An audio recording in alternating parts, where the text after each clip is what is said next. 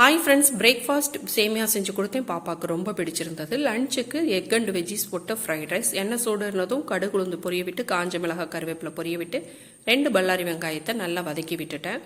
உப்புத்தூள், மஞ்சள் தூள், பெருங்காயத்தூள் கொஞ்சமாக சேர்த்து நல்லா மிக்ஸ் பண்ணி விட்டுட்டு ஒரு தக்காளி பழத்தை நல்லா மசிய விட்டுட்டேன். இதுலேயே சேமியா தேவையான அளவு நல்லா வறுத்து கொடுத்துக்கிட்டேன். இப்படி வறுத்து செய்கிறதுனால 100% டேஸ்ட் கேரண்டியாக இருக்கும். 1 டம்ளர் சேமியாவுக்கு 1.5 டம்ளர் தண்ணி வீதம் சேர்த்தா கரெக்டாக இருக்கும். இப்போ உப்பு கூட செக் பண்ணிக்கலாம். தண்ணி வற்றி வெந்து வந்ததும் பார்த்தா சேமியா உதிரியாக இருக்கும். கண்டிப்பாக ட்ரை பண்ணி பாருங்கள். ஹபியை ஹெல்ப்புக்கு கூப்பிட்டா நமக்கு தான் டென்ஷன். 10 நிமிஷம் செலவாச்சு. இரும்பு வானலை ஸ்பாயில் பண்ணிட்டாங்க.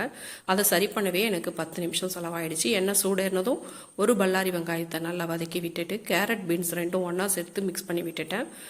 காய்கறி கொஞ்சம் வெந்து வந்ததும் உப்புத்தூள், மிளகாய்த்தூள், ஜீரகத்தூள் அது மட்டும் கொஞ்சமாக சேர்த்து நல்லா கலந்து விட்டுட்டேன். காய்கறிகள் வெந்து வந்ததுனால ஓரமாக ஒதுக்கி வச்சுட்டு ஒரு முட்டையில் கொஞ்சமாக மஞ்சள் தூள், கொஞ்சமாக உப்புத்தூள் சேர்த்து நல்லா ஸ்க்ராம்பிள் பண்ணி விட்டுட்டேன்.